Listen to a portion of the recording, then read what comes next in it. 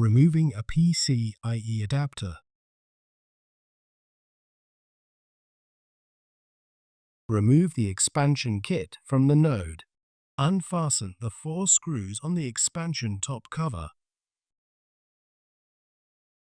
and then turn the expansion kit so that the bottom side is facing up. Unfasten the 4 screws on the bottom side of the expansion kit, and then carefully turn the expansion kit back over.